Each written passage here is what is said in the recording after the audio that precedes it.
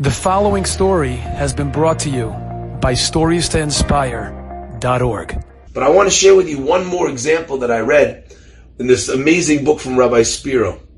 He writes about a 70-year-old professor who knocks on the door of a rabbi, and he says to this rabbi, "I would like to sit and learn together with you."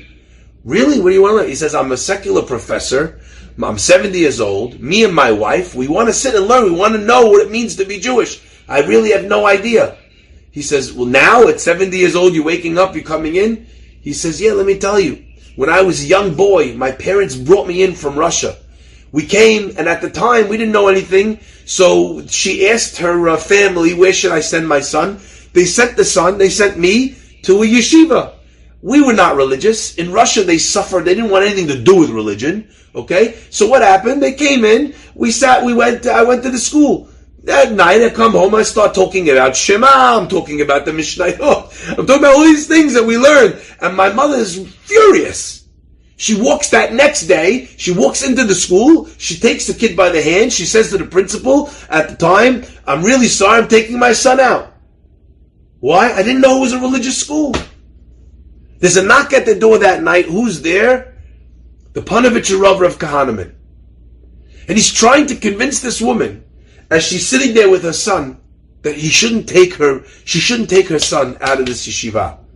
They came from the Iron Curtain. They came from places where they didn't know anything about being Jewish. You have a chance now. Let him be part of it. She wasn't hearing it. Nothing. She was rock solid. Nothing the rabbi said. Finally, the rabbi realized that he'd failed in his mission to get this kid to be signed up. He didn't know what's going to happen to this young boy, to this young man. So he said, "Please, can I have a chair?" And they brought him a chair. He looked like he was going to faint and collapse. And he sat down on this chair, and he burst into uncontrollable sobbing. And he's crying for 2 minutes, for 5 minutes, for 10 minutes. He's crying until finally, my mother gets him a cup of water, some tissues, he wipes his eyes, and he leaves. It didn't change my mother's mind that Rav Kahneman cried for 10 minutes about the fact that I would be lost to the Jewish people.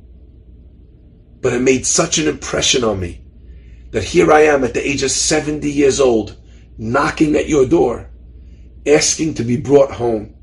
Enjoyed this story? Come again. Bring a friend.